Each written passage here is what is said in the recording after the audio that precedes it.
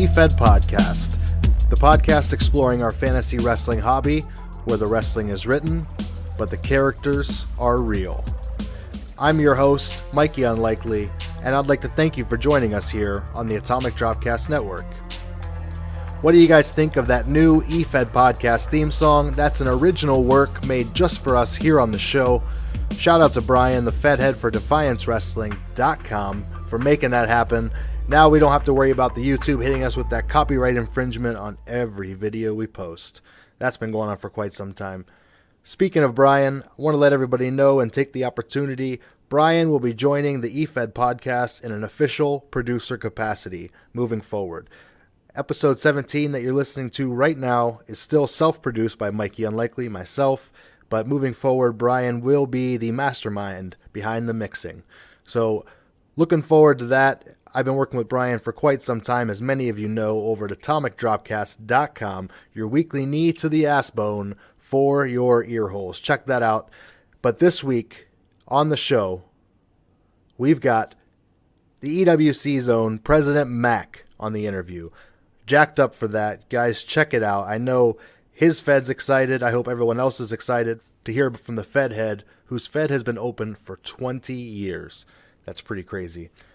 We're on episode 17. The Twitter response has been insane, especially that question of the week. Check out the Discord server. You can find that at the Efed Podcast on Twitter. Go ahead and click on the profile. You'll find the Discord link right there. Go ahead and subscribe to this podcast anywhere you're listening. I would greatly appreciate that. And if you can leave us a 5-star review, that would help the show a lot. What is going on in Efed world? Hope everyone's having a great day out there. I hope you're having fun playing the game. Because remember, win, lose, or draw, this is just a game. This week we've got a new Fed of the Week. And we've got the Efed Podcast Question of the Week. And holy moly, did we get a ridiculous amount of responses. Appreciate that very much, everybody out there who participated. We'll get to that here on the show. But before we get into anything, let's hear a word from our sponsors. Defiance, an Angle Fed boasting 8 years of continuous fantasy wrestling. Defiance offers opportunities for original characters, micros, a standalone website utilizing Backstage 3 script, and a forum hosted on the long-running FWrestling.com, as well as a roster full of some of the most experienced writers in the game. Come see for yourself at DefianceWrestling.com. That's DefianceWrestling.com. The Efed Podcast Question of the Week is brought to you by the EWC. The Extreme Wrestling Corporation is the game's longest-running roleplay Efed, having been established in 1997. With over 100 active roleplayers across 4 unique brands, the EWC offers opt-in booking on all of its bi-weekly shows. It's home to Stranglemania and the 4-day wrestling festival known as WrestleFest. The EWC is built on its welcoming community with zero bias and no drama. All styles are welcome. Come check out the EWC today at EWC4life.com. That's EWC4life.com. The Efed Podcast Question of the Week is, how old are you and how many years have you been in the game? And we got 90 plus answers on the Efed Podcast Question of the Week. Thank you so much to everyone who is involved and who took the time to answer both on the Discord and the Twitter. Really appreciate that. I am not going to sit here and read 90 answers to you guys. I apologize. I love you all, and I want to shout out to you all, but I can't do 90 of them. So, what I'm going to do is I'm going to feed you guys some statistics. Hope that's all right. Out of 90 Efeders, the average age is 33 years old.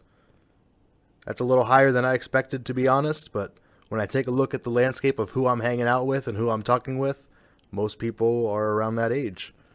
And I'm a little younger than that, but I'm real close. The youngest age we got was 20 years old, someone who's just out of high school, and the oldest was 52. It's quite a wide gap of 32 years. Pretty cool. Love hearing that stuff, guys. Really appreciate you answering. Let's check out the experience side of things. As far as Efeder's experience goes, the average Efeder out of the 90 that listened to the show and responded average out to 14, almost 15 years experience. That means on average, people have been doing this since 2005. Pretty cool. We had people say they had just been doing it for a few months. For the sake of the averages, we only included a year or more. And so on the high side, we had someone with 28 years experience. Really cool. Really appreciate you guys taking part in this week's question of the week. We're going to have another fun one next week. Check it out at the top of the Twitter profile. It's always pinned to the top. Hi everyone, it's Panda. You should really join us for Contact Panda Adventures available only on Splat. Contai and I travel around meeting other wrestlers and more often than not find some type of trouble to get into. We will be back on March 4th with episode number 7 featuring Tommy Ward and Rupika Khan from Global Combat Championship. The show is very family friendly and great for all ages. Don't you miss it every Wednesday on Splat.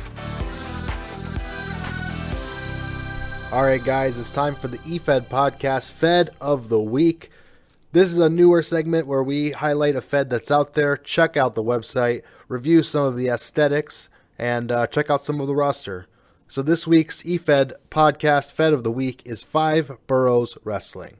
You can find them at 5bwrestling.com or on Twitter at Boroughs5. This is an angle-based Fed, and all of their shows take place in all 5 boroughs of New York City. These are original characters only, and it is a pick-based Fed. It is a monthly Fed with 2 shows. At the beginning of the month, they have what they call a spot show. It normally focuses on current storylines, or if anyone needs to be on the card to build up a storyline. The big shows at the end of the month are like their pay-per-views, with storylines ending or continuing from there. The Fed currently has 2 championships. They have a world title held by Luciana Verdoza. Also a tag team championship that will be decided for the first time at the upcoming big show, Renegade's Revenge. Taking a look at the website, when you type in 5bwrestling.com, you're going to land on a landing page that is somewhat like a news page or a blog. And there you're going to find out what's going on in the Fed. Up top, they got 2 girls and a guy predictions and of Big Love for a show that was upcoming. And this is kind of where you fill out some of the storyline stuff. Then you can click on the forums, and that's going to take us over to the PHP BB 5B Wrestling site. Nice little forums here. You can find out everything from the rules, the briefings, the staff, everything else, the news, the rules, all the good stuff. Check out the roster and everything from there. Looks pretty good. It looks like it is female-based. There are male characters in the Fed as well, and it is open to most anyone. Looking at some of the roster members, we've got Luciana Verdoza, mentioned her as the current world champion, Lex Collins, Samantha Tolson Anderson, Mary Ellen Harrison, Brittany Helms, Gabe Kane, probably murdered that one, Dakota Mendoza, Ariel Madden, Bridget Johnson, and XS, which is Zara Grimm and Kaylee Queen. They're very accepting of people who have disabilities and LGBTQ friendly. Some of their names may be controversial, but at the end of the day, they're there to tell a story for the Fed in character. Out of character, they're just cool and relaxed E-Fedders that are in this for the long run. Check out 5bwrestling.com today if you're looking for an angle Fed. They're currently accepting applications. Hey everybody, this is Rick Dickulus, and you're listening to the Efed Podcast. All right, everybody, welcome back to the Efed Podcast interview segment. This week, we're joined by Danny, the handler behind President Mac, the Fed head for the Extreme Wrestling Corporation, longtime sponsor of the show. Danny, thanks for coming on today. Hey, thanks for having me. I'm super excited to be here. Absolutely. This is one I've been waiting on. So, first off, before we get started, I want to take the opportunity to thank you and EWC for sponsoring the Question of the Week segment for the last 15 some odd episodes. It's greatly appreciated. You guys helped us grow the show and pay for hosting. So from me to you personally, thank you very much. Oh, it's our pleasure, honestly. Thank you for doing this show. I think it's a great thing for the community and the game. It's a lot of fun, too. So, Danny, how did you get into professional wrestling? Professional wrestling as in professional wrestling, or professional wrestling as in e-fitting? When did you start watching? I grew up on wrestling, actually. As a little kid, my family, especially my Uncle Frank, was very, very close with the Hart family. Wow. And yeah, so I mean, I grew up around Brett and Owen, Jake the Snake. That's all I knew as a little kid, and I watched it, AWA as a little kid in the mid to late '80s, early '90s before it closed, and then WWF was, I mean, my whole teenage life. So I've been into wrestling since I think I was almost born into it, really. It seems to be the case. So you're from Canada, is that correct? That's right. And so the feds that were closest to you were what, Stampede and the AWA? Yes, that's right. Okay. So that's definitely interesting, because most of the people we talk to, it's always WCW, WWF. So it's nice to get that outside perspective. Mm-hmm. So who were your favorite wrestlers growing up? I have to say Brett. For political reasons? If by some fluke he ever listened to this, No, growing up, I was a big fan of them. Hulk Hogan really captured me as a kid. I mean, when I was, I think 7, I had the Hulk Hogan workout set with like the plastic weights and the bench and the headband, and he had there was a cassette tape that was purple, and it was just him talking like, "Okay, brother," and it was Do just 5 ridiculous. reps. Yeah. Yeah, exactly. And then after that, I was huge into like Stone Cold and The Rock, and I really gravitated more to WWF and WWE just because that's what we knew, that's what I was close to. I was a huge fan of Mean Gene and all those guys, and WCW never really interested me until they did the Monday Night Wars type stuff. Then I sort of got a little bit interested in seeing Sting and different characters, and Diamond Dallas Page, people that you would hear about but you couldn't see because we were all WWF fans at that time, like people I hung out with. That makes a lot of sense. And what about the AWA? Who were you cheering on there? I was really, really young. Like, I was between the ages of 4 and 9 when that ran. So I remember Hogan in those days later on, but I think he was more of a bad guy then, if I remember correctly. But nobody really stands out on who I really liked as a kid. I kind of liked everybody. Mm-hmm. So there wasn't really anybody that I followed as that young. Yeah, I just liked watching it. And we used to, my uncles, they had a beach or a cabin at Winnipeg Beach, and every time we'd go out there, we always gathered around. There was this little store, and everybody watched wrestling on Saturday nights, and that's what we did every time. Every time we went out there to the beach, it's like, oh no, we're not actually going to the beach. We're going to watch wrestling. Like, it was just why we went all the way out there just to watch it. I don't know, but.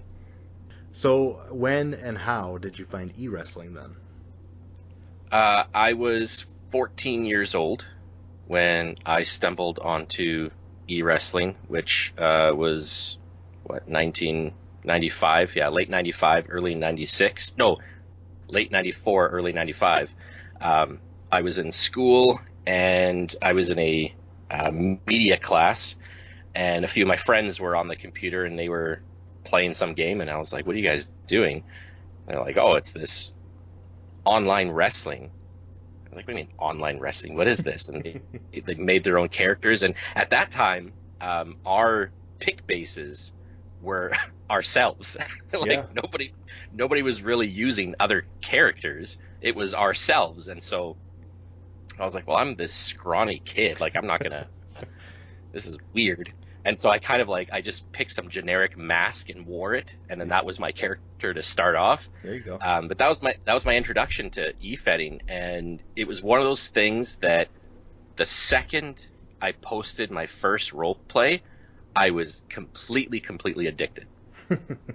Yeah, it was something I never thought of. Like, we did backyard wrestling like every kid does. Sure. We had mattresses. We did everything. Like, we wrestled, and it was awesome. But this was like another level. I could actually be myself, but a different version of myself, and be taller than I was, and it was just I don't know, it was super cool, and just being able to write was something I needed at the time, and yeah, it was addicting for me. It'd be interesting to see this 14-year-old versus this 16-year-old this week. Yeah, With the exactly. pick bases. That's what it was too. So how was that based then back in the mid 90s? Was it email based or was it forum based or how did that work? Yeah, so my first real EFED that I was a part of was called HCW. It was Hardcore Wrestling. Okay. And it was actually on Angel Fire. I think they were based in New Jersey, because I remember it was Angel Fire /NJ/ like HCW or something like that. Okay. So Angel Fire was my first foray into it.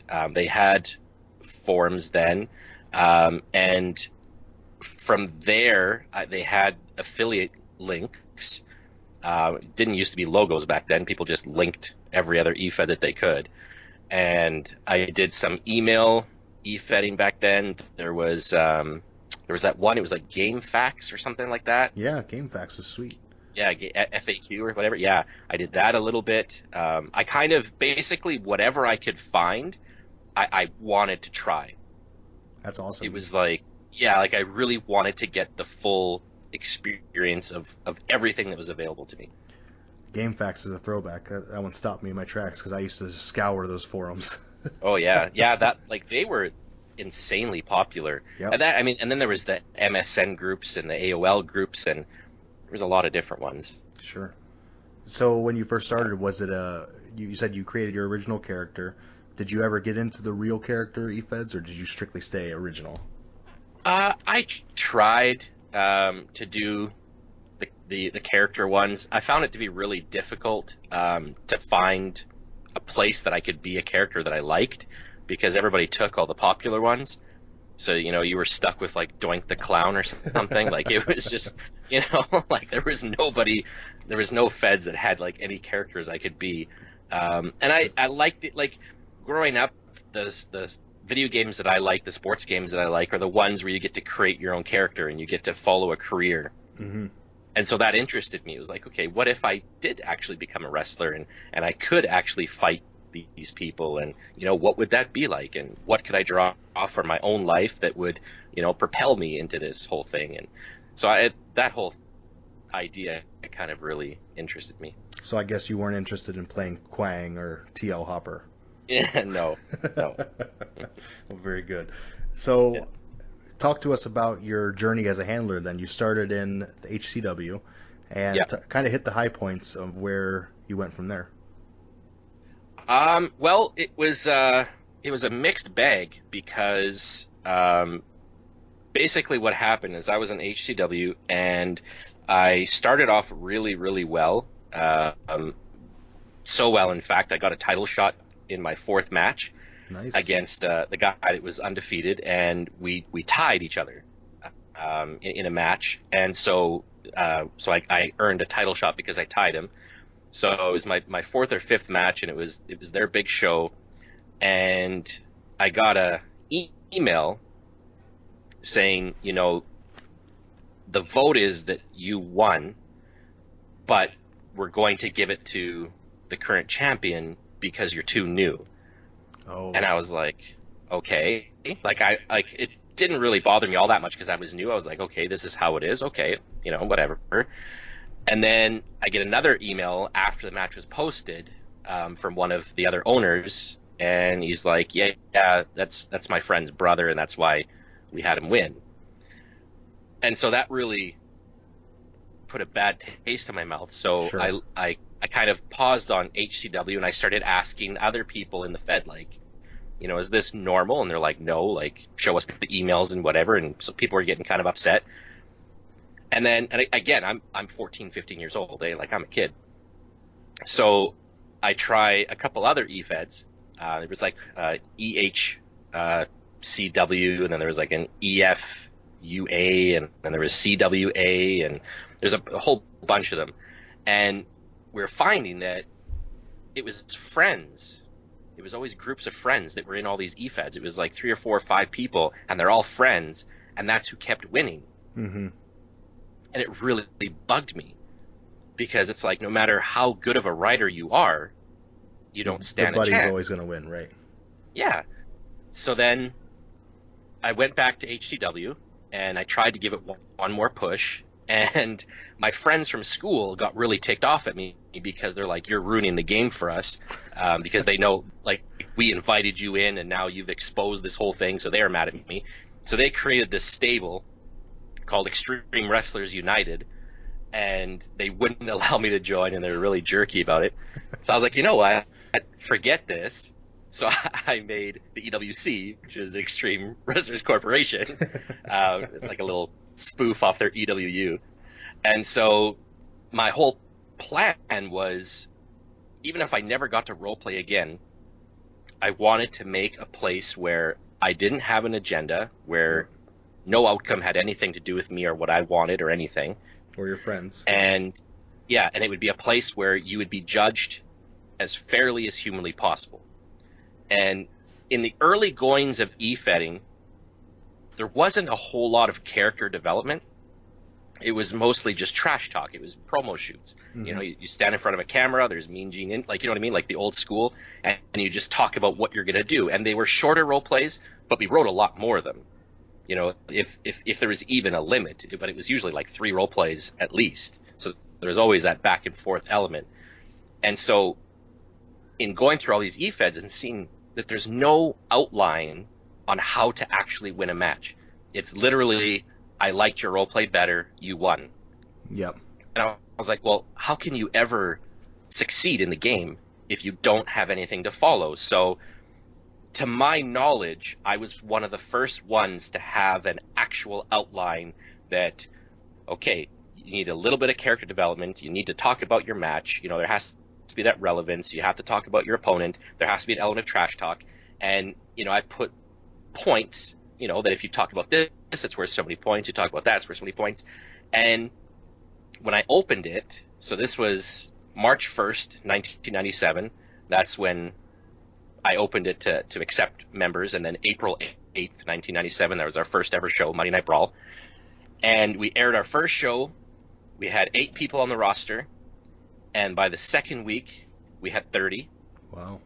And by the end of that month, I had 80, and HTW shut down.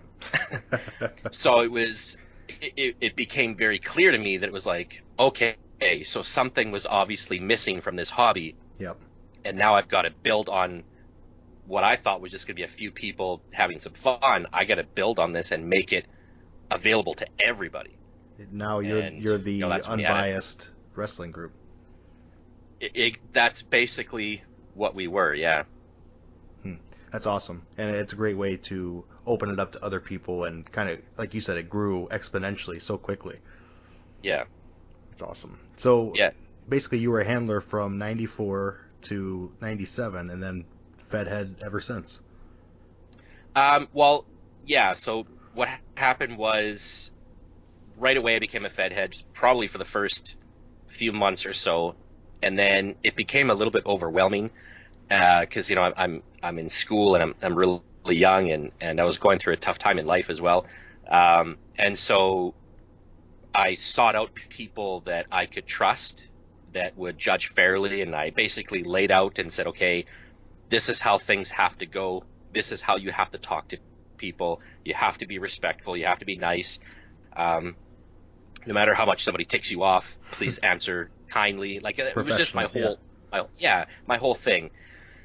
And so I had people in place that could be, I had a VP, I had a GM, and I had a showrunner, and all 3 of them worked together, and that allowed me to still compete and role play here and there. And I wrestled a little bit in EWC, and then I got to keep wrestling in CWA and a few other EFEDs that basically started adopting a lot of what I was doing. And that was my whole thought process, was I don't want to view, and still to this day this hasn't changed, I don't want to view the EWC as competition. We are not competition to anybody. I'm not looking to cause any EFED to shut down. I'm not looking to say we're better than you. I'm just looking to say, hey, let's all get on the same page. Let's all start being as fair as we can. Let's start, integrating stories, do some cross-fed type of stuff, like make an actual big universe. And that was my plan. And so I would join Efed after Efed, and we grew our affiliates. I mean, if you ever do a way back machine search, I think at one time we had like 60 affiliates on our page. Wow. Like, it was just crazy. Because back then there was a ton of Efeds. Like, there was hundreds back then. Now there's so many different now it's platforms. not as many, but yeah, back, like, there was so many different, especially Angel Fire. When Angel Fire exploded, there was hundreds and hundreds of Efeds on Angel Fire. I mean, not all of them lasted very long, but everybody had people their would own pop ideas. up a website overnight, basically. Yeah, exactly. It was super easy to do back then. Well, it's easy to do now too with WordPress, but Yeah. So, talk about your transition into a Fed head. You mentioned what you were looking for. You developed a set of rules. What were the early challenges of being a Fed head, and what did you expect versus what you got? the early challenges are similar to the challenges we have today, in that there's a disbelief that someone could run an Efed and actually care about the members and doesn't have, a hidden character or a hidden agenda or friends. Sure. Or bias. And it's something we still struggle with. And the reason for that is because there are, feds that have existed either in the past or currently that aren't run very well. And it is very much a cliquey situation where they allow friends to win or things aren't very clear. So some people enter jaded and suspicious. So that was the biggest hurdle, was how in the world do I prove that I'm a good guy? Yeah. And It's the old abused dog situation. Exactly. And I mean, it'll be 23 years in March. It's something I'm still working on. It's my reputation that matters more to me than anything else, because anybody that has ever met me or talked to me or been part of the Fed or anything knows everything about me is genuine. I don't talk to you one way and then go behind your back and say something else. Sure. And I've spent 23 years in e-Fedding, or longer than that. EWC's 23. I've spent 25 years in e-Fedding just trying to make that a reality, that it's like, hey, if I have my name on it, that it's going to be fair. Yeah. And that was the biggest hurdle. Like, honestly, it really was. And, it took some time, but the growth kind of spoke for itself. People gravitated towards the EWC, and it's the same reason people still do today. They hear something, they think it's too good to be true, so they pop in, and then they stay, and they realize, holy cow, these guys really are all about family. These guys really do help each other and care about each other. That's what happened with me. You guys got with me about WrestleFest, and I said, okay, the 4 days, live results, there's going to be some hitches in here, but I'm going to check it out. Mm-hmm. And I did, and it was awesome. What a great event. And everybody, Thank you. your entire Fed was into it. Everybody was tweeting about it. The forums were hot. The Discord was on fire. It was great. Mm-hmm. And Yeah. and then ever since then, I've been hanging around the Discord. I've been chatting with your guys. I've got half of them lined up for interviews in the next year. Nice. So yeah, no, I agree with you. I think out there you guys do have a great reputation, and that was confirmed by the number of Twitter questions we got for this interview. Yeah, there was quite. I kind of peaked a little bit, and there was. I was like, wow, that's a lot of questions. Absolutely. So you said have you met other handlers before? I have not that many, but I have. It's one of the more rewarding things, I guess, Mm-hmm. of e-Fedding, is the relationships you build. And when you've been in the game for as long as I have, relationships come and go because you have people that fall out of love with the game, and then that also means they stop communicating, which really sucks. Yeah. But I find that more recently that the people that are retiring are still staying connected. Yes. Like for us, like Jaden Explode, he's somebody that retired a few years ago, but he's still very involved. He's still on Discord. We talk very regularly. Always making dirty jokes. Yes. Yeah, I know. And he's an example of someone that, even though we've never met, we become really good friends. But Steve the Predator Bennett, who we use as a commentator, was actually handled by an actual person, and he was the photographer at my wedding. Wow. So, like we maintained a relationship, like a friendship, and he took photos of our wedding and stuff. And then there was Memphis Reigns, who I met actually in the HCW days. He was one of the first people to come over to EWC, and he recruited a bunch of people. And when he passed away, I actually went to New Jersey and went to his funeral. His sister sent me the information because we had become close. You talk to these people every day, and there's a number of people that I've been lucky enough to meet, and hopefully there'll be more.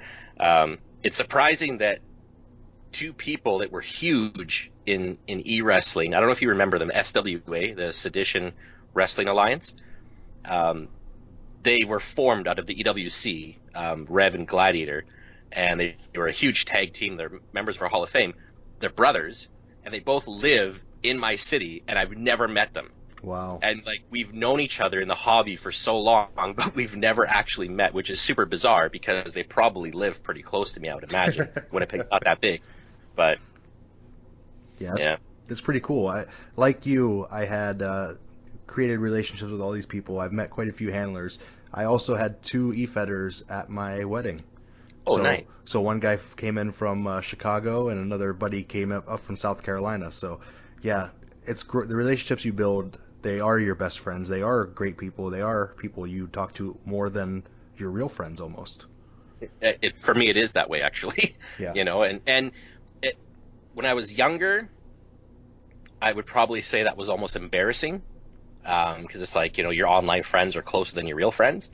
But as I get older, I cherish it more and I value it more. And to me, it's like, no, I have my friends that I see, but I find that my community, EWC, those are my real friends. Those are my family. Those are people that I talk to every single day, like you said, from sometimes at 3 o'clock in the morning when I start teaching, to the wee hours at night. And it's, we develop these relationships. We share pictures of our kids, of our pets and our trips, and talk about our ups and downs and struggles and, health battles and stuff. And, so in a lot of ways, when I say that we're family, I mean, it's the truth. We really are.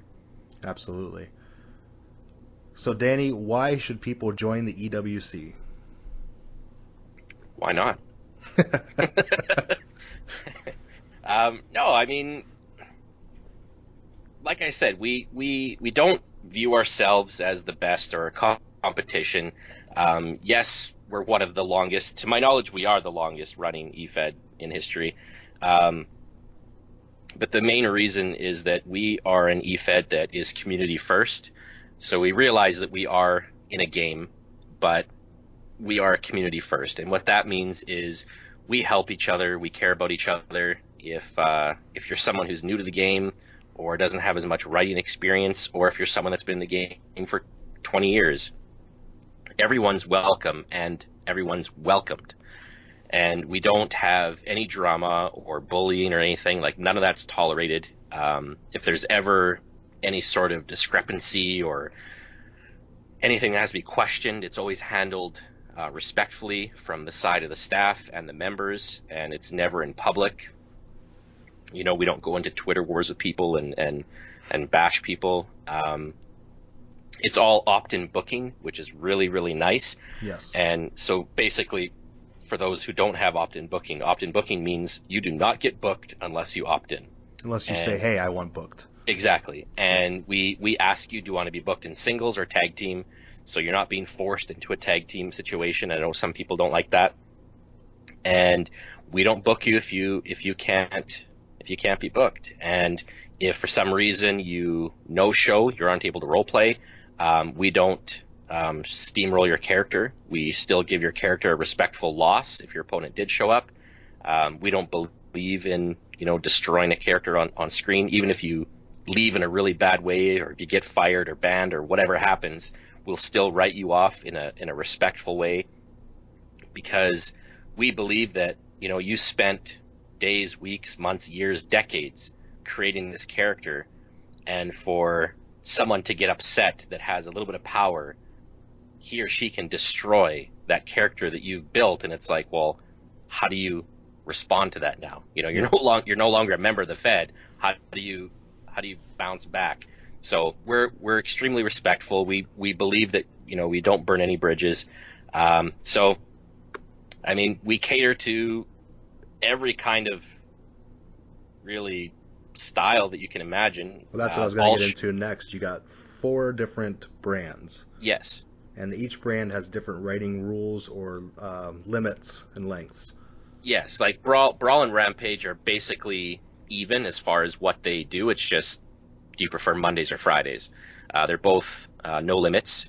And then you have FSW, which is more of a development, but it's kind of getting into the NXT style. Very, very much competing with the 2 main brands, but there's a word limit of 1,500 words. And then Prime takes place in the indie circuit. So it's a lot of indie wrestling, smaller venues. And it's sort of like a micro show where it's a 2 RP limit, 500 words max. So really, no matter what your style is, we kind of try and cater to everything. We are RP based. We don't have anything angled just yet. Might be something we add in the future if there's a need for it. But I mean, at four brands, 4 shows, we're pretty stacked as it is. Absolutely. And if people want to check out the EWC, where would they go? The full length is EWC PREZ, or Z America. So that's ewcprez.proboards.com. That's the easiest way to find us. There you go. And on Twitter? At EWC Efed to reach me, or at Stranglemania to reach the main Efed Twitter. There you go. Guys, check out the EWC today. They've been supporting the show. They've got a great set of rules. They've got so many handlers. It's incredible. Great community. I've been part of the Discord for months now, and I appreciate you guys letting me be involved, even though I'm not in the Fed. It's been fantastic, and I've made a lot of friends in there. Oh, we're happy to have you. I'm glad you're enjoying yourself. So, Mac, are you ready for the Twitter questions? Sure, bring it on. All right. We got quite a few between the Twitter and the Discord, so I'm going to hit you with some. We're going to start with Rick Tweedless. I'm sure you know what's coming. Question 1, is your mom hot? Apparently, yes. Oh, apparently. Okay. And is she single? No, she's not. Okay. Rick strikes out again. Yeah. Everybody always thought she's my sister, so she looks extremely young. Well, she had me at a young age, too, so she is young. There you go. But, yeah. And Rick is up there in the Great White North as well, so.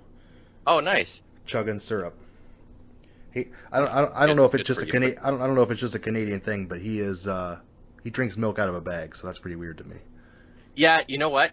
I don't know what that's about. I didn't know about that till I think Ace King mentioned it to me at one point, and I was like, "What are you talking about? What is milk in a bag?" I've never in my life seen it, and I had to Google it. Apparently, they have it in Ontario and Quebec and stuff. They don't have it where I am. I've never heard of that in my life. Apparently, it's better, but I'll stick with not drinking from a bag. Agreed. Yeah, I didn't even have to ask. He just sent me a picture of milk in a bag. Man, it's just all right. Bizarre. Second question, at MHW on tour, are there any characters who have never been in EWC that you would love to see in EWC? If so, name names. Oh boy. Anyone and everyone is welcome. That's the politically correct thing to say. Yep. I guess off the top of my head, there are a few names. Like Rick Diculous, obviously, because of the name. Yeah. I want to be able to say that name on a show at some point. So even if it's just a one-off, I would just like to be present to announce that. James Raven is a guy that we've wanted to get on EWC for a long time, but he has the Ryan Reynolds pick base, which is also of Shadowman, who's in our Hall of Fame. So we can't make that work, unfortunately. Mark Mania would be a great one. I think he handles a different character in our EFED, but if we could actually get Mark Mania, because then it would tie APW and EWC together once again, which would be really cool. Vernon Vanderbilt. I don't know if he's still around. he won our Inter-Fed championship, like when we did our King of the Cage tournament in 2016. He won it, and I always wished that we could sign him and get him to compete in EWC, but I don't even know if he's around. Other than that, I don't know. I think I would love anybody to come give us a try, especially, you know, newer writers or ones who feel like they've done it all. You know, what a great way to end a career than to do it with the longest running Efed. There you go. At Memphis Tommy, if you could book one dream match between a member of the current roster and someone from the EWC past / Hall of Fame, what match would it be? Okay, I'm not going to say just one. Okay. There'll be a couple. Okay. Melody Malone, our current EWC champion, she's our top champion. I would love to see her against Beth Hart. She's a Hall of Famer. I think they would just match up super, super well. Dominic Sanders and Shadow Man. Oh, that's a dream match because their thought process and their comedy mixed with everything would be the most hilarious match, and I think they would compete against each other really well. Cyrus Black and Explode, I think will happen one day. I think it has to happen. Their interactions on Twitter are hilarious. And a tag team one, NSFW, because in real life they're a married couple. Greatest tag team name of all time, by the way. Yeah. So they're a married couple in real life, which is super cool. And I would put them against the Sedition, Rev and Gladiator, who's in the Hall of Fame, because they're real life brothers. And I think that would be super cool to see a real life couple versus a real life brothers. And I think that'd be kind of neat. That'd be awesome. So yeah, there's 4. At Laurel's Girl, what is your biggest regret? In e-fetting or in life? I don't know. She didn't really specify. Let's go with e-fetting. Okay, in life and in e-fetting, I don't believe in having regrets. I believe that regrets. Everything kind of happens. Yeah, no regrets. I think everything kind of happens for a reason, that everything in the past is set to make you a better person because you can learn from it. So I don't think I have an actual regret. Anything that came close to it is I sort of wish I never took any of the breaks that we did from 1997 until now. I think it would have been a super cool story at the end of the time to say we never stopped. But I don't regret it because we needed the breaks. I needed the breaks. And I think we're a better EFED because of it. Absolutely. You can't go constantly all the time, 24 hours a day, 7 days a week, 365, 27 years. Mm-hmm. So I definitely understand that. Chris Brock, EWC. What is the best brand in Stranglemania, and why is it at EWC FSW? Okay, so that's one of our GM characters. FSW is a very good brand. I think they're all equal. They're all great for their own reasons. Monday Night Brawl is the flagship, obviously. Rampage is right there in the ratings. FSW is kicking all kinds of butt in the development area. And then we've got Indie. Like, it's a perfect mixture. I don't think that there's one show that's better than the other. They're all equal. That's a very political answer. I'm trying. At global_champ, Mac, the world of MMA has seen its fair share of successful pro wrestling to MMA crossovers. Who do you think from the current EWC roster would have the most success in MMA should they wish to pursue it? Oh boy, that's a good question. Thank you for that question. This is going to test to see how well I know my 118 member roster, right? Okay, I'll try and give you one from each brand. I'll give you 4. Kendrick Cross from Brawl. He's got an MMA background, so it just makes sense. Okay. I think he would do really well crossing over again now. Voshan Jackson from Rampage. He's got a history in MMA. Xavier Frazier, one of our new guys. He's in FSW. I think from his bio, he was extremely successful in MMA before he came over to wrestling, so that's an easy one. And then for Prime, I'll go with Jordan Sharp for 2 reasons. One, he shares my real-life birthday and in-character birthday, February 19th, 1981. So that's coming up for all those who would like to send me a present. And his pick base is an MMA guy. It's was it Rob McCullough? I think. Oh, Is that his name? okay. I Yeah. don't know. I'm not an MMA guy myself. Oh, okay. So I mean, it only makes sense. So there you go. Wow, I actually can't believe I came up with 4. No, So, yeah, not only 1 but 4. That's awesome. Yeah. Now watch out because they're gonna try to poach them. Yeah, probably. That's okay. I think they're affiliated with us now, I think. So that's Good. okay. At Boroughs 5, I respect the hell out of you for having Efed open for 20 plus years. How did you maintain keeping this open for so long? Like I said, I think the breaks were needed. The reasoning for the last break wasn't a great reason, and I wish I was maybe that's a regret. I wish I was big enough to not have gotten upset over being hacked. But I think the breaks were needed each time. I came back refreshed. I came back with a new perspective. I came back with new ideas. I grew up with e-fedding. I was 14 when I started. I was 16 when I made the EWC. My whole adult life has been EWC. And I've never had my own agenda. I've always been about the community and the members. I always try to listen, but I don't just listen. I adapt. I change. And the only thing that hasn't changed about us is the culture that I built from day one. And we are a culture of acceptance. We are a culture of trust, of humility. We don't burn bridges. And I think all of these things are important to be able to have longevity. But the 3 biggest things in my mind right now: ask for help. Don't do everything on your own. Ask for help. Delegate as much as you can, and communicate.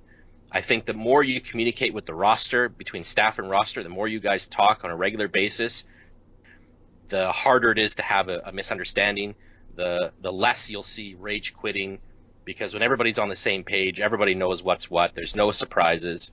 And I think that's probably one of the biggest reasons. That and just be nice and respect people, I think, There's a lot of that missing elsewhere. Yeah, unfortunately.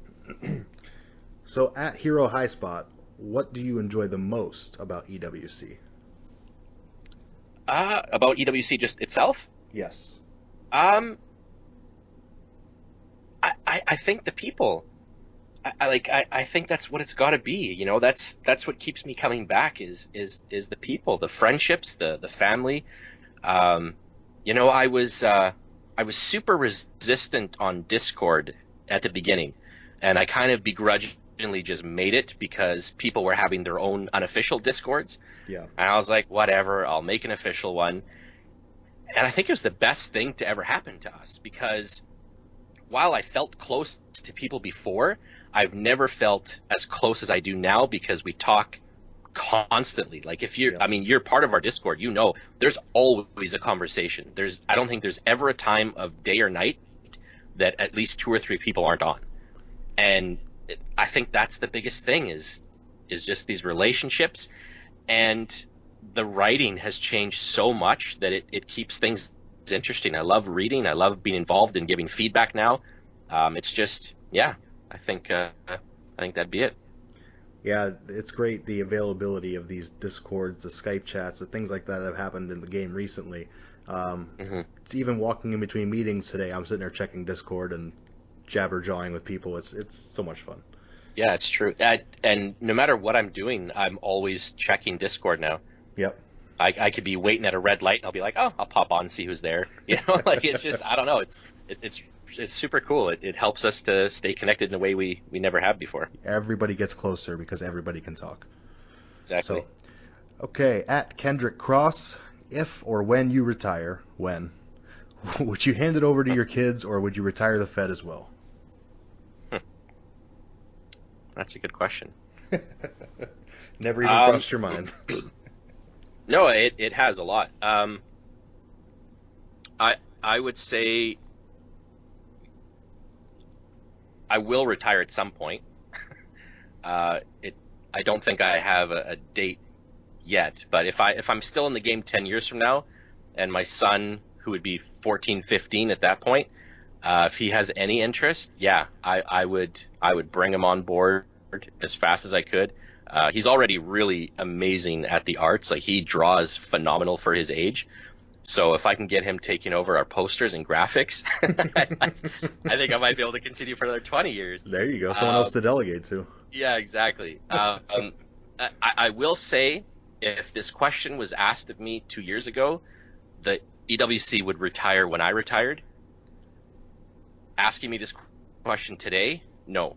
The EWC will continue if I retire, and that's only because of the 4 GMs that we have right now is the best team we've ever had in the history of our Efed. They are incredible. I have so much faith and trust in them that if I were to walk away tomorrow, everything that I built, the culture, everything would remain intact. The no bias would remain intact. Like everything, I have so much trust. And so, yeah, because of them, for the first time in my life, yes, the EWC could go on without me. That's fantastic.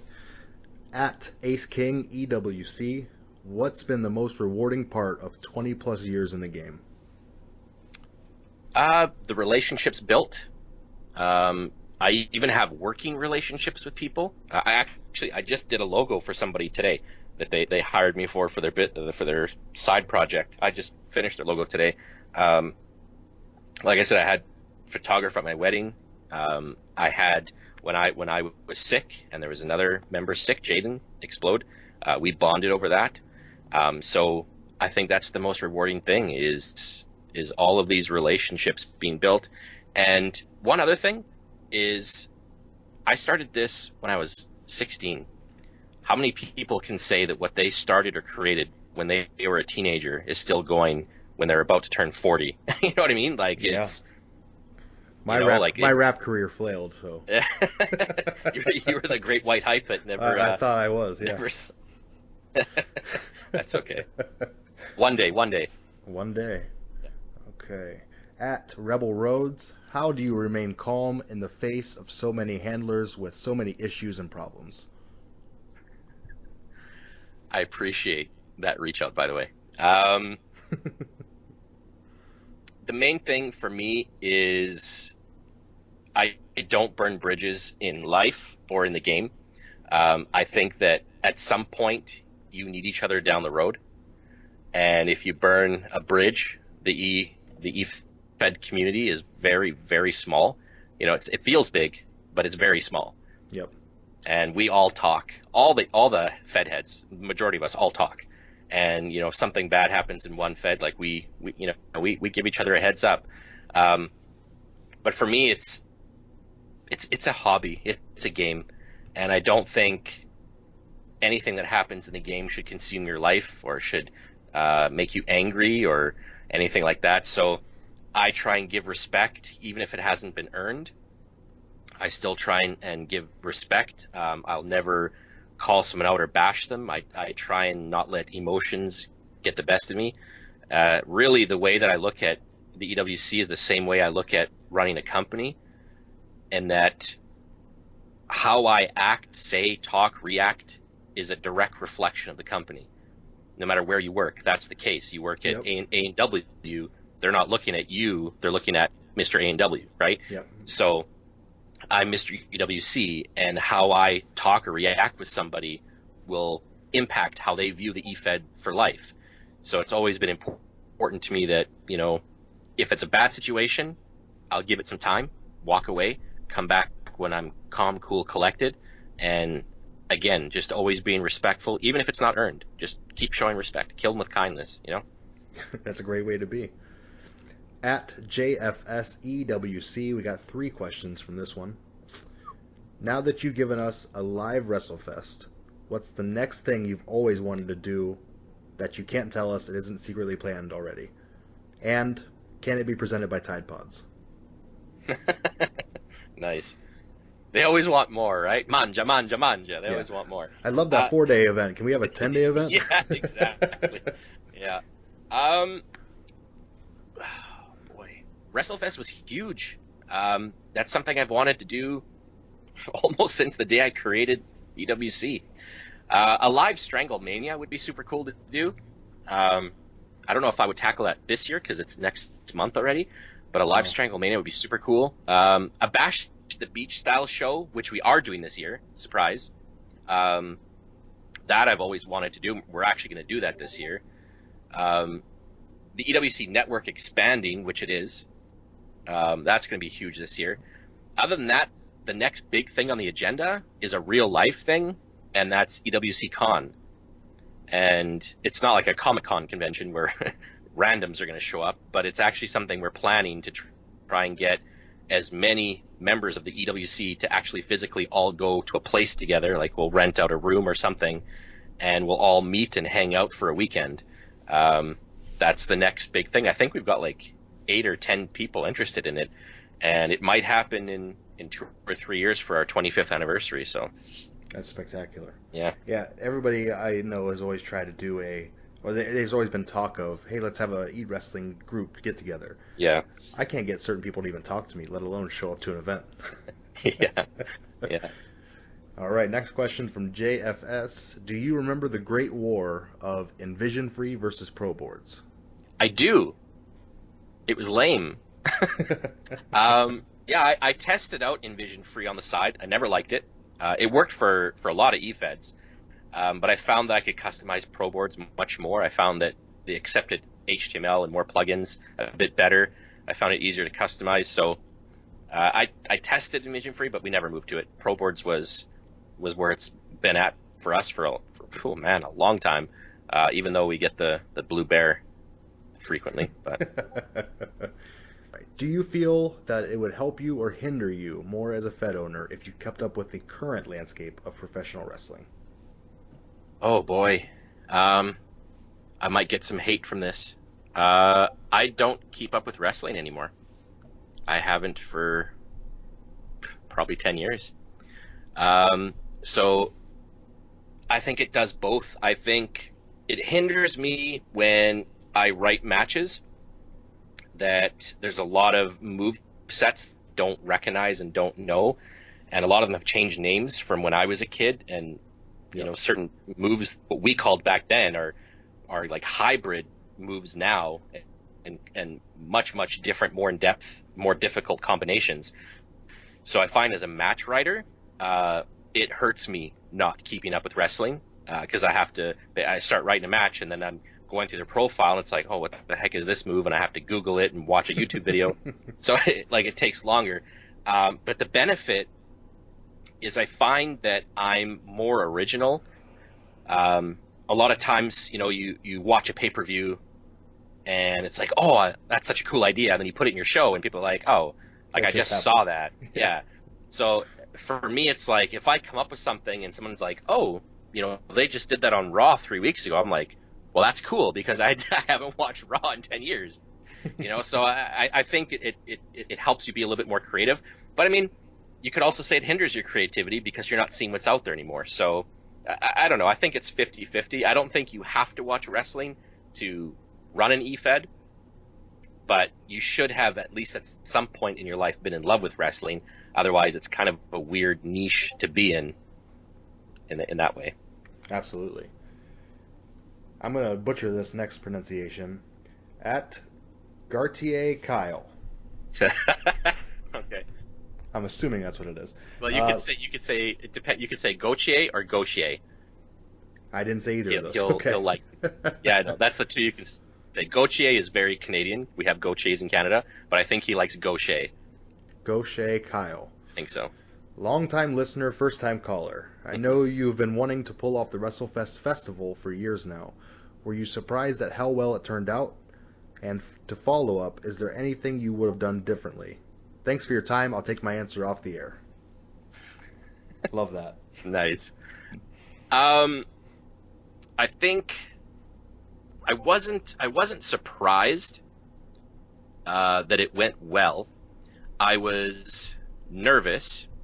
Probably the most stressed I've ever been in the hobby ever, because we promoted it like crazy. I mean, we came on your show and did that WrestleFest special, and basically the second I got off that interview, I just went white and I felt sick because I was like, oh my goodness, I'm putting so much pressure that if we now it's got to go through. Up, I was scared that if we screwed up, I was like, this might end the EWC. Like I might have to leave.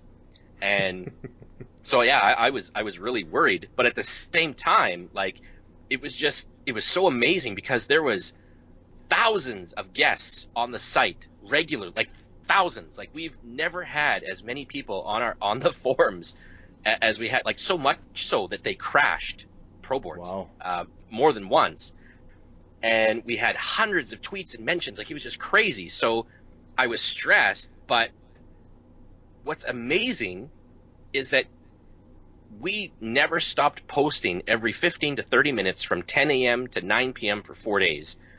There was no hiccups because the staff was super dedicated. Everything was in on time.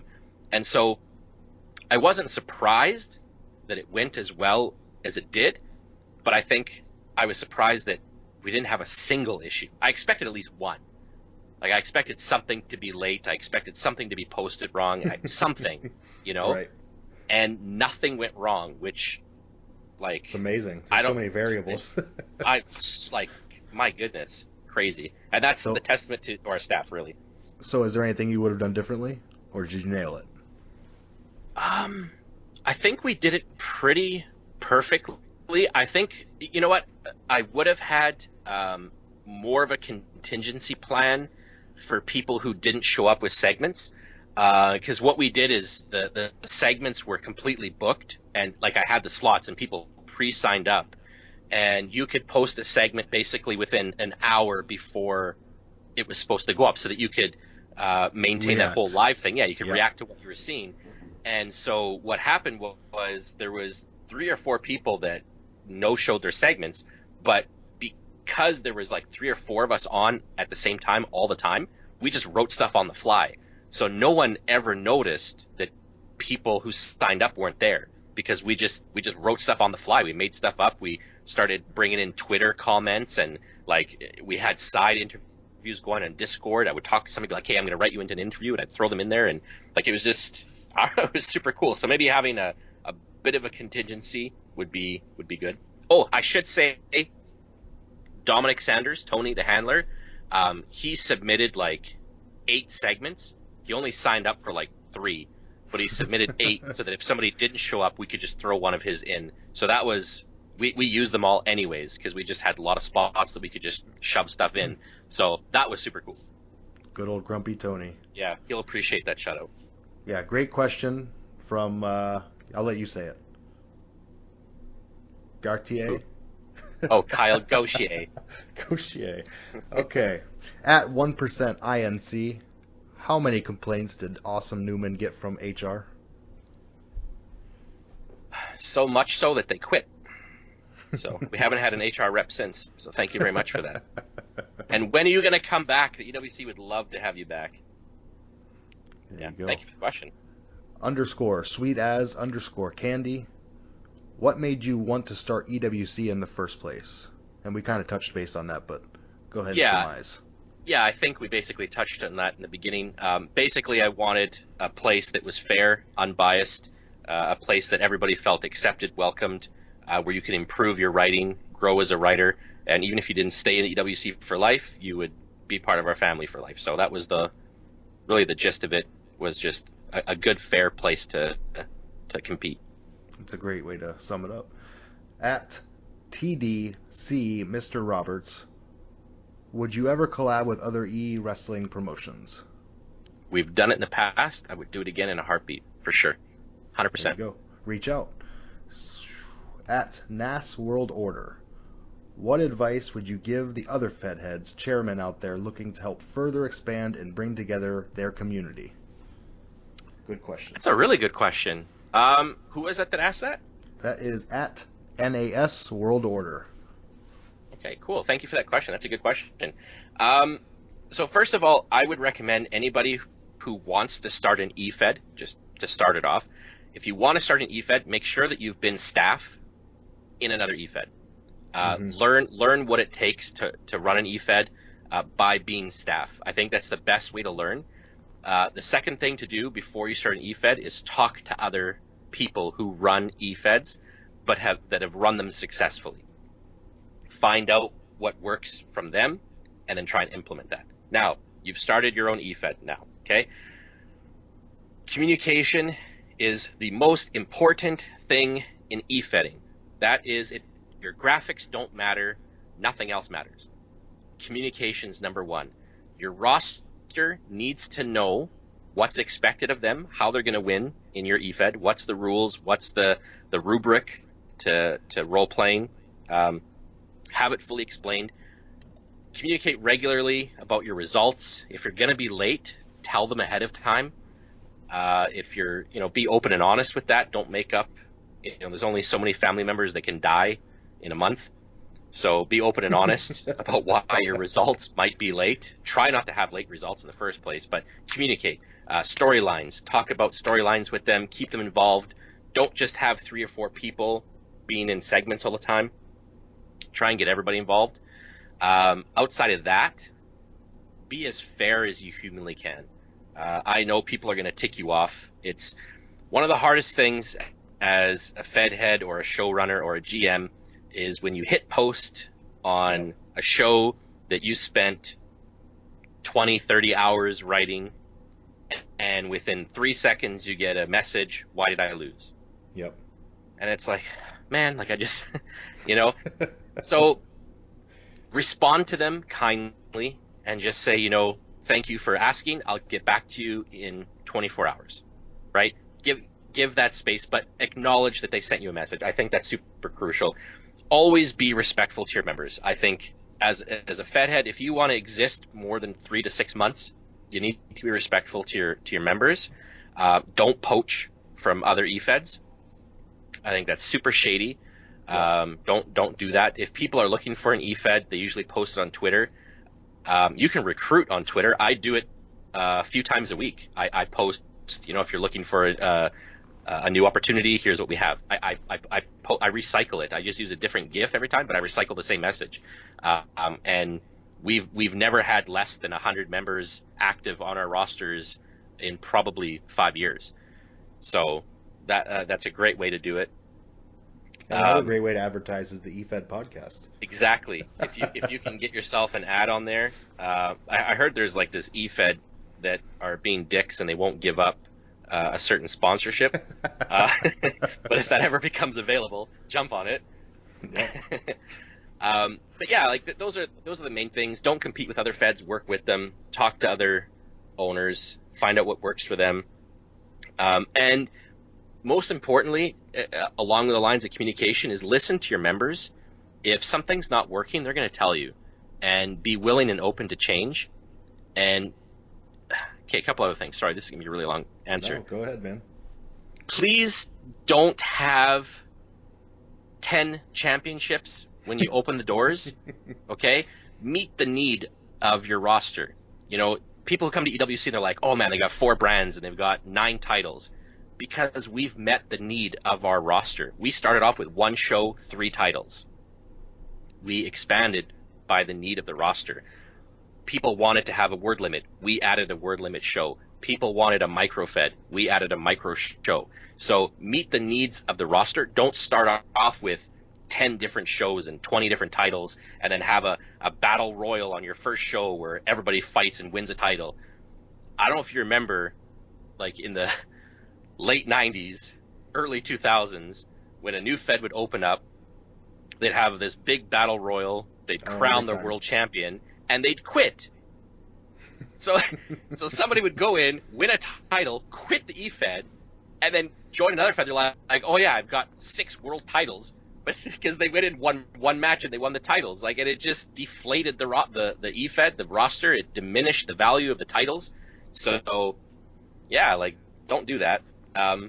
And make your championships worth something, and make your contenders worth something. You shouldn't be joining an EFED and getting a title shot in your second match. You should be facing the number 3 contender, number 2 contender, number 1 contender. Work your way up. Have that clearly stated. So, sorry, that's a lot, but I think if you take even just 2 of those ideas, I think you'll have a successful EFED. I only join EFEDs if I'm promised title matches. And get paid, right? That's a joke. At Distorted Amber, what do you think it takes for a writer to not only get to the top of an EFED, but to stay there in the current landscape of EFEDing? Oh, wow. Another great question. That's a really good question. I think, first of all, understanding what is required in that Efed as a writer. For example, in EWC, we have a scorecard, and in that scorecard, we break down the worth and what's required to be in each role play. So when you have a good idea of how to write a role play, that's going to give you a really good start, because as you're crafting your role play, you can kind of, okay, I need to make sure I mention match relevance, and I need to make sure I do my homework on my opponent, and I need to have some character development, and I have to have some trash talk. Like, once you have that sort of idea of how to write it, that's already successful right there. How to maintain success or to continue being successful, ask for feedback. Yep. And accept the feedback and apply the feedback. One thing I see a lot of people do is they'll ask for feedback and get really mad at what they hear, and then they leave. And they ignore it, yeah. Yeah, and that's one thing about the EWC is we're super, super big on feedback, so much so we now each have folders. Like, each of the staff member has a folder. You can request feedback directly from that person. And, that's one thing I've really enjoyed doing this season is I'm giving super, super detailed and in public feedback. So even if you didn't ask, Discord. Yeah, so even if you didn't ask for feedback personally, you can read the feedback I'm giving somebody else, and you can be like, oh, okay, now I know exactly what he's looking for, or hey, I do that exact same thing, I can alter it. So ask for feedback and be willing to make those changes, and you'll do perfectly fine. There you go. We've moved on from the Twitter questions to the Discord questions. Uh-oh, panic at the Discord. At D, I'm just going with screen names here. Mac, how do you think the game and hobby has evolved in your 23 years? In what ways for the better and what ways for the worse? You can attest to this. It's evolved dramatically. You barely recognize the landscape of Efeding, from how we role play to what goes into an Efed to what forms and websites look like. Some websites are absolutely phenomenal. Like, they look like they could be a real federation, and it's just incredible. The work, some of these graphics are amazing. The results are much more fleshed out, I think, now compared to the way they were. I think the biggest positive recently would have to be Discord, for us anyways. I think that's been the biggest boost. I think it's brought everybody closer. Everybody's getting to know each other more. We joke around a whole lot more. It's made us a lot more united, and there's no cliques at all in our Fed, which is, when you have over 100 people, it's pretty impressive that there's not like a group of 4 people that are doing their own thing. No, everybody's included. So Discord's awesome. The one thing I don't like, I'm sort of like a 80-20 split, is Twitter. I think Twitter in the beginning was amazing for eFeds. That was the best way to recruit. That was the best way to promote, was Twitter.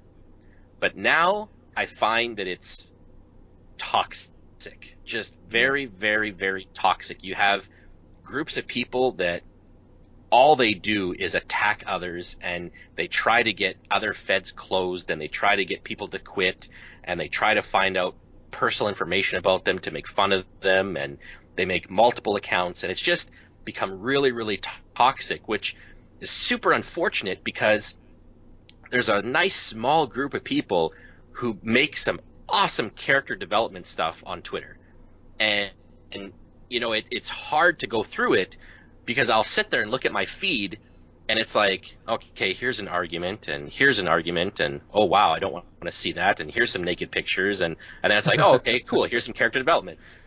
So we created our own social media in EWC called Fighter Talk, and they treat it like it's Twitter, but it's all in-house. So I think Twitter has done more harm lately than good. So yeah, that would be what I would say. I think people need to stop being bullies and just let us all enjoy the hobby. Absolutely. At Grumpy Tony, in 23 years, how many different handlers do you think you've interacted with? We know many handlers make multiple characters, but there still have to be hundreds of different handlers. Yeah, I would probably say between 2 and 3,000 Wow. easily. Yeah, in 23 years for sure, easily. That's incredible. Yeah, in the early days, we didn't have multiple characters. That was everybody you met was one person. So, like, unless you had a tag team and you controlled both characters, we all just did one at a time. And like, I don't know if you remember, there would be like an Efed would have multiple shows, and you would do like 3 or 4 role plays on each show. So sometimes you're writing like 8 to 10 role plays in a week. For one character. They were all shorter, and yeah, one character. Like I couldn't even dream of handling more than one character back then. So yeah, for sure, easily over 2,000 for sure. At church, how much longer do you want to do this? Is there an end game for you? Oh, it's a good question, bud. I have milestones that I really want to hit, and I think that each time I get to that milestone, I want to hit the next one. So like the next milestone is 25 years. I really want to hit 25 years, and then I really want to hit 10 consecutive years. I think that'd be great. Like we went from 1997 to 2010, and then our inactive seasons were 2011, 2012. Then we came back 2013. We got hacked, so I left. So 2014 wasn't a season, and then from 2015 till now, we've kept going. So this is like 6 years in a row now. So I'd like to do it 10 years in a row, and after that, probably want to beat my original record of 97 to 2010. So yeah. It's like, no, I don't really have an end game. I'm not out of love with the game. I think if anything, WrestleFest made me fall in love with Efedding all over again. I have a whole new love for it, and I mean, now we've got podcasts that are about to come out, and EWC Network is expanding to like 8 different things, and so there's just, I don't know, it's super exciting right now. And like, we have people that are in EWC right now that have never Efedded before, which blows my mind. So things like that get me excited all over again. That's awesome. At the nicest guy in Efedding, great screen name, what, if anything, would it take to have you so much as consider another run as a role player in a Fed? Simple answer, one word answer, time. Yeah. Yeah, if I had time, in a heartbeat. So if there are Efeds out there that want to recruit me, I'd love to hear a pitch. But time, that's all I need. If I can free up some time, I've already got characters in mind. I wouldn't roleplay as Mac again, but I've got characters in mind. I've got a pick base in mind. Yeah, if I can give an Efed a full season, then I'll do it, 100%. There you go. Also, from the nicest guy in Efedding, what was your take on the prevalent Efed communities of the day, the likes of EW Planet and Rough Cut? Do you miss them, or have we moved past the point in the wider scope of the hobby? I like the communities, and I wish there was more of them. When I look at what you're doing with the Efed podcast, I think it's huge for the longevity of the game. I think the more things like that we do, the better it is for everybody. As long as there's not a hidden agenda, and as long as it's not about self-promotion, then I love it. It connects people, it connects handlers, it connects wrestlers. It makes us feel like a big community, like interconnected networks. I don't miss what Rough Cut became at the end. Mm-hmm. There was too much petty blacklisting and silliness from random people just like hating on each other. Yep. But in its heyday, it was awesome. We used Rough Cut all the time. We were featured heavily on it. It was a super fantastic recruiting tool. I mean, basically anybody who was anybody was on Rough Cut, and if you wanted to find an Efed, you went to Rough Cut to see who was active, who to avoid. And there's a lot of sites that have tried to do it and have failed. There's a lot of news type sites out there. I know there's one person in particular that really does a lot for the community and really tries to do a lot of innovative stuff and a lot of news things. And I think it's great. I think the more that we have, the better. But again, it shouldn't be about self-promotion, and it shouldn't be about a hidden agenda that it's like, oh, once I get you here posting news, now I'm going to be like, hey, come join my Efed or something, Right. So, yeah. Otherwise, I love it. Yeah, keep it going. Okay, and at Ezio DeLuca, did I say that one right? I think it's Ezio. Ezio DeLuca. Yeah. What do you hope your kids learn about Efedding and how it can help them creatively? I'll ask the next question after you answer that one. Okay. Sorry, can you ask that again? Yeah, what do you hope your kids learn about Efedding and how it can help them creatively? I hope they learn that it can be a safe and fun environment. It's for me, in all, to be really, really real, it saved my life, Efedding. It helped me through an extremely hard time as a child. It helped me through my illness, and it helped me through difficult other periods of my life where I needed to write, I needed to put something down on paper, I needed the community to be behind me. And so for that, I hope that they can gain that experience. But from a creative standpoint, I don't think that there's anywhere else that you could be as creative than in Efedding. There's so many different avenues and aspects and types of Efeds out there that you could really let your imagination go wild. And even if they don't join to Efed, but if they were doing creative writing, like if you had a magazine or news articles or anything like that, I think would be super cool. Any way to get them involved, I think would be awesome. Do you hope that your children become Efedders or Fed heads one day? Yeah, I think I partially answered that. Yeah. I think it'd be cool. I think it'd be really cool. I mean, is your child into wrestling? He is a little bit starting to get into it, which is starting to get me back into it. I love Lucha Underground, actually, on Netflix. I love the storytelling aspect that they do. It's a little goofy at times, but I actually really like it. Yeah.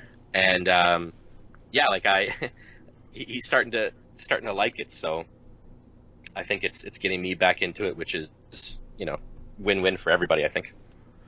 And then the last question is, what do your children want to be when they grow up right now? Oh boy. So my daughter's 1. So she wants to be a grown-up. Yeah.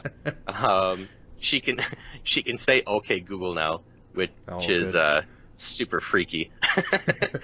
But my son, who's 4, he probably wants to be Spider-Man. To be honest, that's probably what he'd like to be as a grown-up right now. That's the dream job for all of us. Let's be honest. Yeah. At Gibson, what has been the most challenging situation you've dealt with as a Fed head, and did it change your approach to anything going forward? Wow. That's another good question. Yeah. Learning to deal with hate. That was the most challenging. That's tough. I can't ever be famous because I can't handle. I would be that famous person that would read every tweet and never appear in a movie ever again. So yeah, learning to deal with hate and unwarranted hate. People who have never been in our Fed, people who have never interacted with me, hating for absolutely no reason. It was hard to accept that because in real life, I don't like having people mad at me. If I do something to offend you, I would really like to make up for it and make amends and make sure that, we don't go to bed angry, so to speak. You know what I mean? Yep. So yeah, so that was learning to deal with that was hard, not to let things bother me, not to allow the game to cause me stress in real life. But what changed my approach? Reading what former members have to say, even if I didn't agree with it, actually caused me to look at myself and do self-reflection and make some changes and then make sure I stayed doing those changes. Mm-hmm. Your form of feedback. Recently we lost a member, not like they quit, and it was very, very sudden. I didn't see it coming, and it was someone that I felt close to, and it really, really hurt me that she left. And her friend sent me this super nasty, hurtful email, basically outlining the reasons that she left and that I'm a horrible Fed head and I should quit and I shouldn't be running it anymore. And I read it several times, and it made me make more changes than I ever have in the 20 odd years that I've been running the EWC, because it made me realize I'm not doing as well and as much as I thought I was. And, I started to give more leeway to my GMs. I've pulled back a lot. Like, I let them run their shows as if they were mini Efeds. Like, my GMs run their shows with as little interference as humanly possible with me now. And that was something I got out of that email was, to let the GMs be GMs. And then another thing was I wasn't around as much as I thought I was.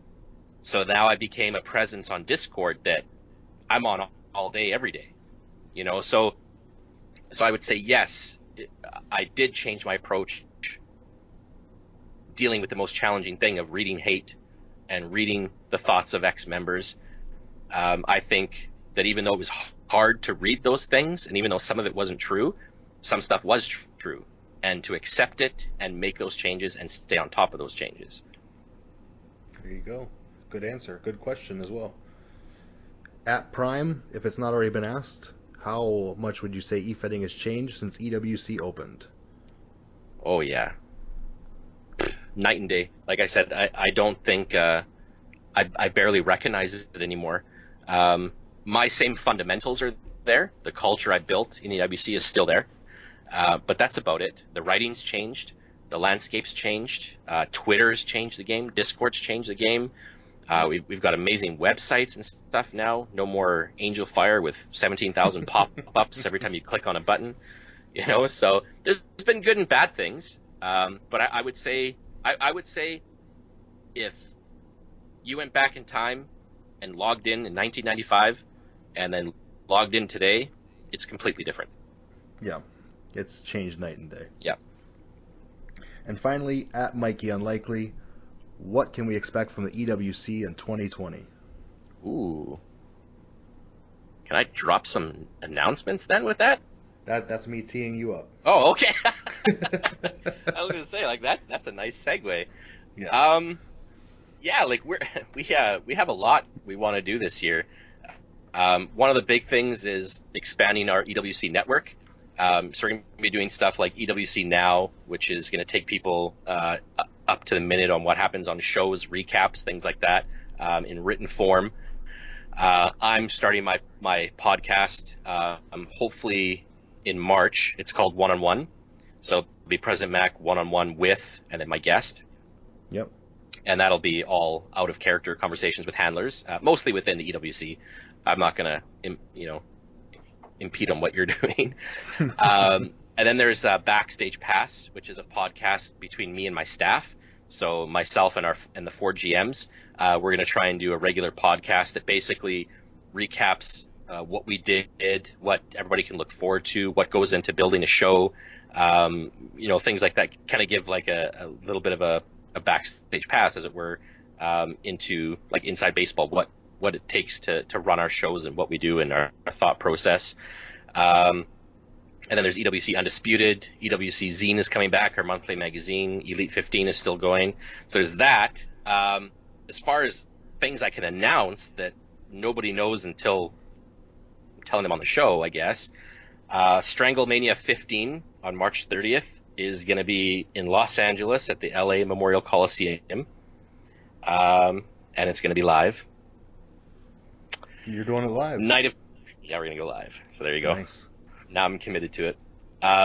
Night of Champions 17. This one's actually really big. So at Night of Champions, what we do is the main event is all the champions face each other. So all the singles champions, and then this past year we had the tag team champions in there too. Doesn't matter what brand you're on, they're all in it together. The winner becomes the undisputed champion. And so that way they're truly undisputed because they beat everybody, every champion that's in the EWC. And it's a 3 role play limit where each brand's individual limit, so no limit, 500 words, 1,500 words, each one is used. So truly when you're undisputed because you conquered everything, right? So the last few years we've been doing the Insanity Cage match. We're not doing that this year. This is really big for the EWC. This year, we've come up with a match called Power Struggle. Okay. It's going to feature all 8 champions, all singles champions, okay? All 8 singles champions. It's 3 falls. The first fall is tornado tag rules, 4-on-4. One of those teams gets knocked out right away. So the undisputed champion could get knocked out immediately. The first fall, yeah. Yeah. The second fall is no DQ tag rules, 2 versus 2. So the team that wins the first one, those 4 will get split into 2. They choose their partner. Okay. Those 2 teams face each other.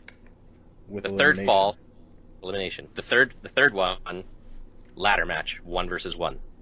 Nice. Yeah. So it's going to be super, super intense. A little bit different than Insanity Cage in that you could get knocked out really early.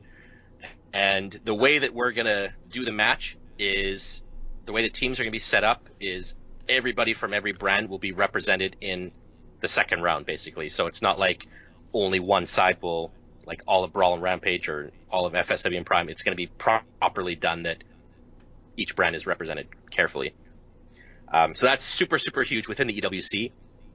One other announcement I'll drop on your show is Monday Night Brawl number 555, the 555th episode of Monday Night Brawl, is going to be an all tag team show.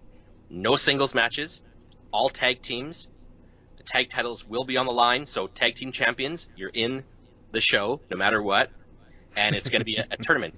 So it's going to be all tag teams boiling down to the final tag team that wins it all, and then all the contenders will be known, all the whole order, everything. It's going to be super, super crazy and intense, and it's going to be really hard to write, but it's going to be fun. That sounds interesting. Guys, check out the EWC at ewcprez.proboards.com or ewc4life.com. That's EWC, the number 4, life.com. Mac, Danny, is there anything else you want to cover? Any shout-outs you want to give? Any ads or anything else you want to do? The time is yours. I'll do a quick little yes or no, did these things happen, just to get it out of there and never have to address it again. Is that okay? Okay. Yeah, take your time. All right. Okay. Did the EWC really get hacked? Yes, we did.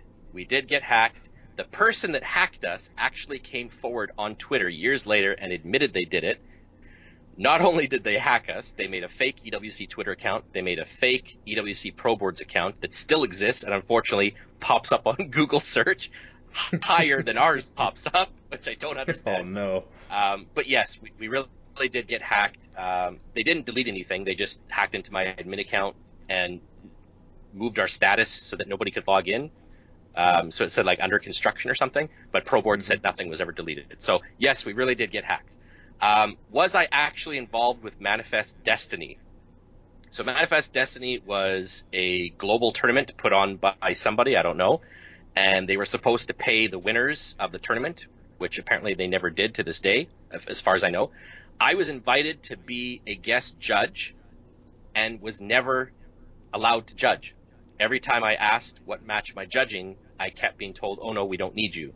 So my name and my logo was used to promote Manifest Destiny, but I was never actually involved. So to the people that wonder, did I leave my guys high and dry? I didn't. I didn't leave them high and dry. The whole thing was kind of shadily done, and I was never actually involved in anything. So to those out there that think I was involved, I actually never was given the opportunity to be involved. So that's that. Did we pay winners of our global tournament, King of the Cage? Yes, we did. And unfortunately, the last 3 that we did, I had to provide proof on Twitter, which was, sad that I had to do that. But ridiculous. Yeah, but I showed the PayPal, things that went in there. I had the winners all had to retweet it to say, yes, I got paid. Like the winner of our tournament gets $100, and then the runner-up gets $50, and then the third place gets $25. So that's how I did it. Came out of my own pocket. But yeah, they all got paid. And to the select few out there that say I rip off King of the Cage, do some research. The real life King of the Cage follows Stranglemania, and I follow them. I worked on their graphics. when I was younger. I was contracted. That's why we started King of the Cage. For us, it was in homage to them. So some of the stuff that we used, I actually created in the first place. But I redid all the graphics anyways because people kept saying we were copying them. So I just remade everything and rebranded it. And yes, King of the Cage is coming back under a new name called Legends of the Cage, and that returns next year, and it will be a global inter-Fed battle, and money will be on the line, which we will pay, and I will provide proof of.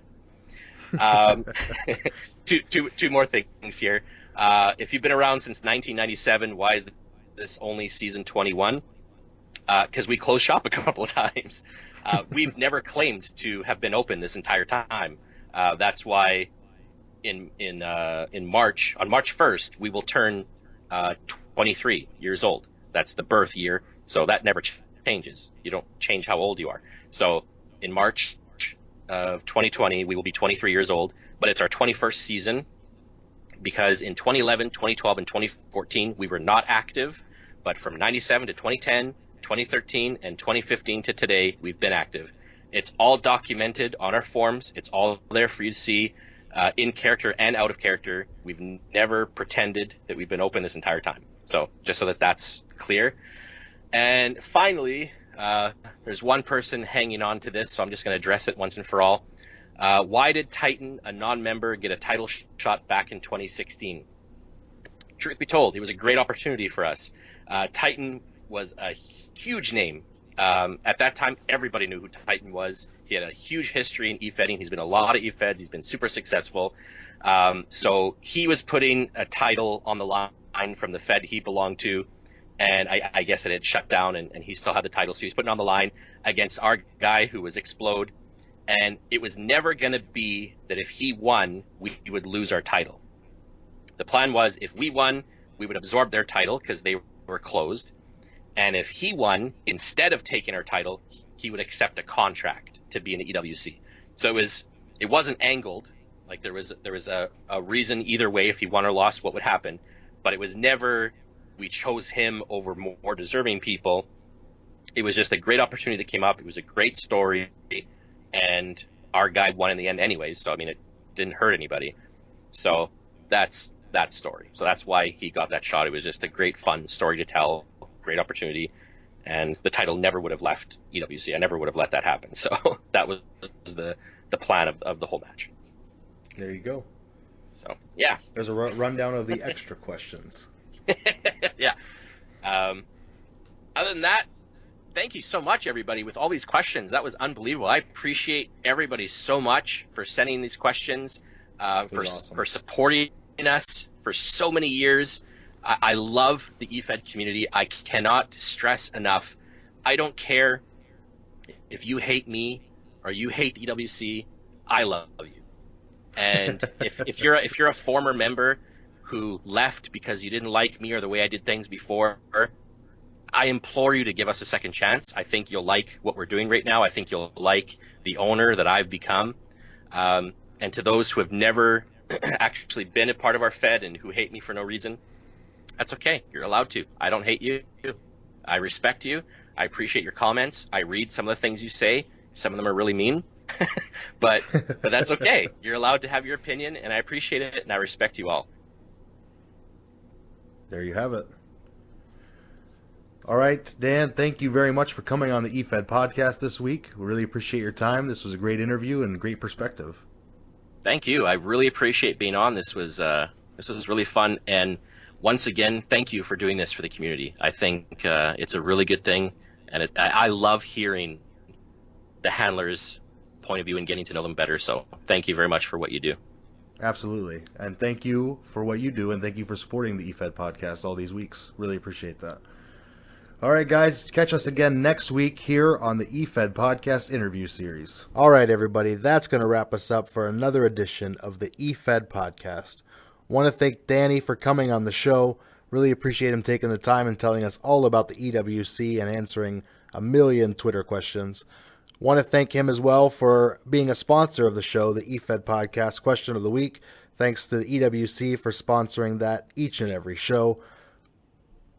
Want to thank the Atomic Dropcast, my other podcast, for sponsoring the show. Check that out at atomicdropcast.com or Atomic Dropcast on YouTube. Check out DefianceWrestling.com, a great angle fed, getting ready to start a new year on their wrestling calendar, so it's a great time to join DefianceWrestling.com. Get in now while you can.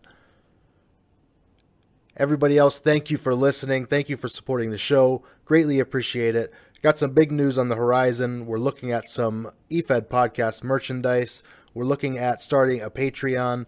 I've been asked by enough people that I was hesitant at first to even consider a Patreon. This is a hobby for me, and I really enjoy doing it. But enough people have reached out asking me if they can help support me somehow, some way, and have asked about my Patreon information. So we're going to go ahead and get one started up. And we're not asking anybody to pay for the Efed podcast show. It'll still be presented free every week to the masses. We're looking at some cool perks, though, to put behind the Patreon. So if you guys do want to support us, go ahead and check that out. We're going to be rolling it out next week, and I'll drop all the information then. Until next time, guys, this is the Efed podcast, where the wrestling is written, but the characters are real.